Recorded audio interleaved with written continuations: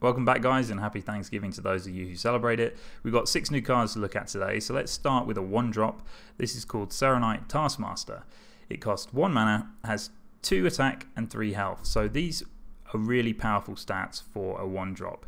It's really good to be able to play this kind of a minion on turn 1, especially in games and decks that you've built where you really want to overpower your opponent on the board, really snowball the board early game, and it just make it hard for your opponent to come back. Well, the 1 mana 2/3 is great for that. This does have the death rattle though of summon a 0/3 free agent with taunt for your opponent. So that has a number of really interesting effects. Firstly, let's look at some of the older cards, 1 mana 2/3s. Zombie Chow was one of the best 1-drops in the game. That was really strong. It had the death rattle of heal 5 health to your opponent. This does something very similar, except it summons a 0/3 minion rather than healing your opponent's face. So when you look at that, you kind of think, well, the 0/3 with taunt could be equated for healing 3 health and then technically could be better. I think the Zombie Chow is actually a better card just because at that stage in the game, the strategy you're going for is you're going for controlling the board in early game. So 5 health to your opponent isn't really going to matter. What you're trying to do is snowball the board so that they just completely lose control, and then you can crush them over a few more turns later in the game. So other ones, Emerald Hive Queen, that one makes your minions cost 2 more, so that kind of completely works against what you're trying to do. You put this 1-drop on the board and then you can't snowball because your minions cost 2 more. And the other one was the Gravel Snout Knight, which summoned a 1-cost minion for your opponent. Again, that isn't a good one because it kind of negates the extra stats that you've got just by giving them a 1-drop. So this one, however, I really think can be played and can be very strong. The reason is that it's a death rattle, so the negative effect isn't immediate.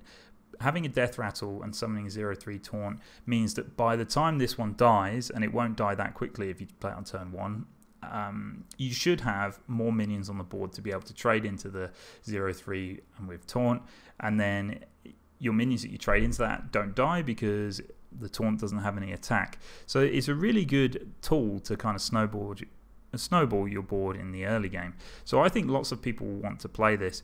There's also a hidden implication here in that if you're playing against Resurrect Priest or any kind of deck like that, the 0/3 free agent that goes onto your opponent's board, when that dies, that will go into their death pool. So when they're resurrecting their minions, they may get this 0/3 with taunt. So that is a really, really kind of strong nerf play to that priest deck. So I like this one. I think it's good, and I think it will see lots of play.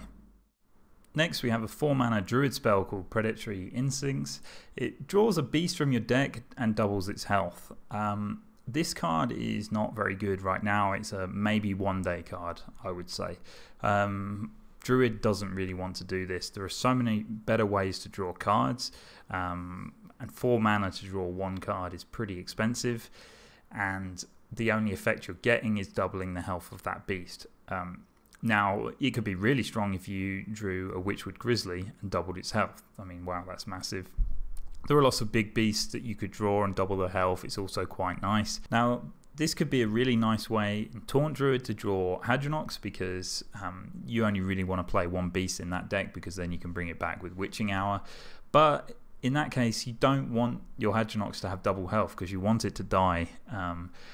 And then you want it to summon your taunt minions, unless maybe you want it to survive for a turn longer so that you could play your cube. I don't really see it being worthwhile, but one day there could be something potentially broken about this, that you could set a specific deck to draw 1 beast that really needs double the health. At the moment, I really don't see anybody wanting to put it in the deck. We haven't seen all the cards from the expansion yet, so maybe there's something interesting that will go with this. But as it is, 4 mana is just too expensive for the effect that you get. Next up, we've got an epic shaman spell, and one which is really quite interesting, but not one which I think is very good, to be honest. It's called Haunting Vision. It costs 3 mana, and the next spell you cast this turn costs 3 less, and you also discover a spell. So you're paying 3 mana to discover a spell, but then you kind of discover the spell for free because you can play that spell in the same turn for 3 less. So yes, you're discovering a spell and then being able to play it for the same cost of that spell.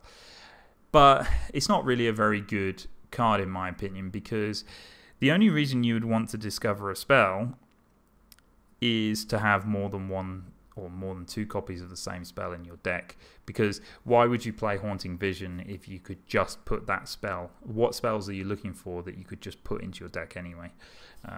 Yes, by having Haunting Vision it means that you can discover it earlier on in the game and then have it in your hand to use, but not really one that I think is worthwhile. And when you play it, there are a lot of shaman spells which cost 0 mana, 1 mana, 2 mana. You might just discover 3 of those, and then you don't even get the discount if you play it with that spell. Yes, you could play it with a different spell from your hand that will cost 3 less and you get that discount, but it seems pretty useless for me. If you play it with Electra Storm Surge, then you put Storm Surge on the board, then you play this.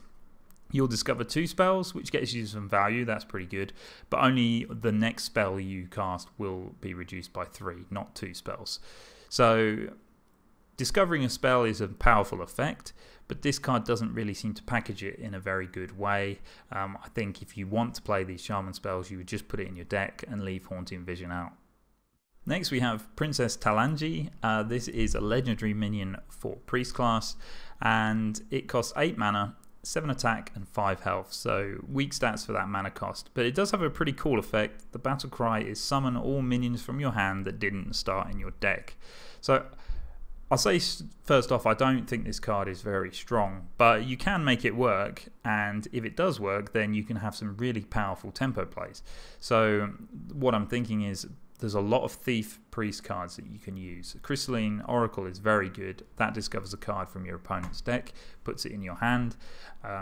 You can play 2 of those in your deck, and you can also use other priest spells to resummon those and keep getting more and more cards in your hand. The issue with Crystalline Oracle is that it can just take spells out of your opponent's deck. It's not just minions, and of course they won't be summoned with Princess Talanji.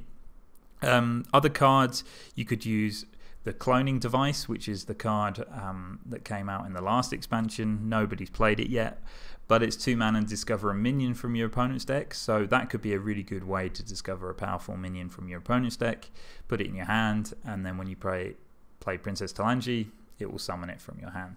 Also, Bone Drake I think is a really good one that you could use. Bone Drake just gives you a dragon back into your hand. I'm expecting some new dragons. I'm fairly certain we will be getting more dragons in this expansion. So if there are some powerful ones, you play 2 Bone Drakes, get a couple of dragons in your hand. That's a really good way to play some big minions. Also, Weaponized Pinata puts a legendary minion in your hand. So I think Princess Talanji is worthwhile, even if you get it to play with 1 kind of 4 cost or above minion to come out with your hand. Maybe 4 cost would also be a little bit weak and too slow, but there are ways to make it work. The problem is that you don't want to hold these cards in your hand until you draw Talanji. When you're playing Crystalline Oracle, one of the main advantages of that is it gives you more cards in your hand that you can play, so you constantly got cards to play in your hand and you're constantly putting tempo on the board. Whereas if you're just holding on to all of those cards just to play Talanji, it doesn't seem worthwhile. Other negatives are that when you're summoning minions, you won't get Battlecry effects from those minions from your hand, so you have to decide, okay, well, I have to play this minion. I can get it out cheaper with Talanji, but I won't get the Battlecry. It's too hard to control what minions you will get because it will ultimately always be random.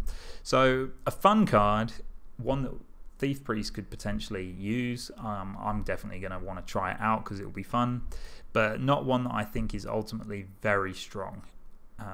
There will be instances where it wins the game. You just draw like a few big dragons, you play Talanji and they all come out, and then your opponent can't deal with the board. But there are lots of AoEs that could just handle that in 1 turn, so we'll see. Don't forget as well, Benedictus could also work quite well with this card. So interesting one, but not one that I think is... It's got some nice implications, but not very powerful. Next up is Merlok Tasty Fin. It's a 4 mana minion, has 3 attack, 2 health, and it's a Merlok, obviously. Death Rattle, draw 2 Merloks from your deck. So this is effectively the same as an Elven Minstrel. It's got the same stats, and it also draws you 2 minions. This one only targets specifically Merlok, so you're only ever going to use this in a Merlok deck. The other downside to this card, I think, is that it's a Death Rattle. So Elven Minstrel, you do have to play it as a combo to get the effect, but Rogue does that very easily. But the advantage of Elven Minstrel is you can get those cards in your hand that turn to play that turn. Whereas Merlok Tasty Fin, you have to wait for the Death Rattle before you get them. That being said, drawing 2 Merloks from your deck is powerful. Merloks will usually be a lower cost minions as well, so that's a little bit of a downside, but in a Merlok deck, you're kind of trying to swarm your opponent. So this is one way that you can get those minions out of your deck and onto the board quickly. So, and of course, being a Merlok, it benefits from all of the Merlok buffs. It's not card draw from a spell, it's card draw that has a body on it as well, so it's working with your deck archetype. So a pretty nice card, but not essential in a Merlok deck, and also the weak stats kind of make it a little bit lower on the power scale. And finally for today we have Overlord's Whip, which is a weapon for warrior. It costs 3 mana, has 2 attack and 4 durability, and it also has the effect of after you play a minion, deal 1 damage to it. So this isn't the sort of card that you'd want to play in a lot of warrior decks, but if you're playing a very specific deck in warrior, then yes, it would work. There are lots of enrage effects which work here. Let's say you want to play Grom onto the board, then you play him, he instantly takes damage, and then he's got charge with 10 attack. It also works with Rot Phase, with the tower. So there are lots of really good ways you could use it. There's also Sudden Genesis, which is a card from Unguru, which costs 5 mana and you can summon copies of your damaged minions. So it is really good in that respect. The main positive of it is the fact that it's a constant effect. So you can deal 1 damage to your minions like with Whirlwind or with Blood Razor, for example, but you only do that once. Or once in a turn. This allows it to be able to happen consistently over a few turns to all the minions that you want, that you could potentially play Sudden Genesis onto. So that is one advantage of it. The other advantage of it is it's a pretty nice weapon. Having 2 attack and 4 durability is pretty good to be able to control the board in the early game, but if you're playing this in the early game, do you really want this effect of dealing 1 damage to your minions? Maybe not. Plus, you know, Fiery War Axe has 2 less durability, but the 1 extra attack probably means that at that stage in the game you would be able to make these efficient trades. So not really a good card that I think I would play right now, but one that could go into a specific, not so much enraged decks. I just don't think that's worth it. Enraging on your turn, on the turn you play a minion, isn't as good as the turn when you can attack with that minion. So it seems to only want to play in specific decks, but if that deck comes around, or if we see more minions that work with it, having this constant effect of being able to hit your minions or deal 1 damage to it is pretty good. And because it's a weapon and because it's common, you can put 2 of these in your deck, so you can see where it could potentially work, but right now I don't think I would want to play it. Okay guys, thanks for watching. I hope you enjoyed today's video. Let me know in the comments what you think about these cards from today, and I'll see you in the next video.